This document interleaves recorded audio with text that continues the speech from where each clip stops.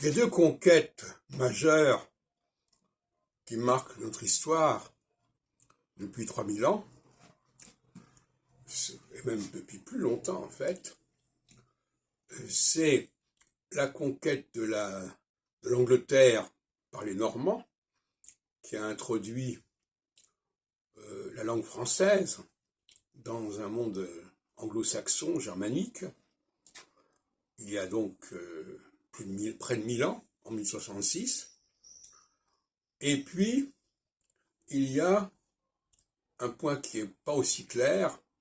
c'est la conquête de la Palestine par les Judéens.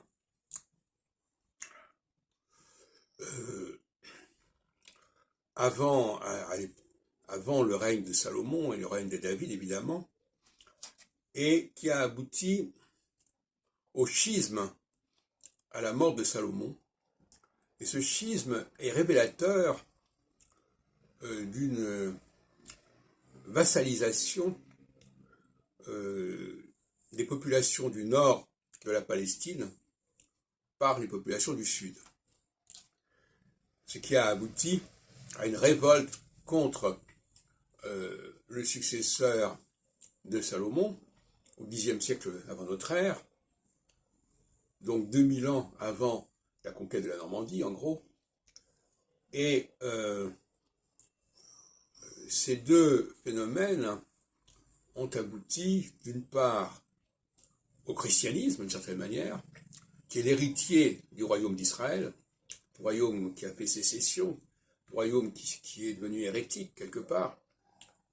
par rapport au royaume du sud, celui de Jérusalem, et d'autre part qui a donné naissance donc à la langue anglaise moderne, qui a connu l'expansion que l'on connaît, tout comme le christianisme a connu l'expansion que l'on connaît. Et donc ce sont ces deux relations entre juifs et chrétiens et entre francophones et anglophones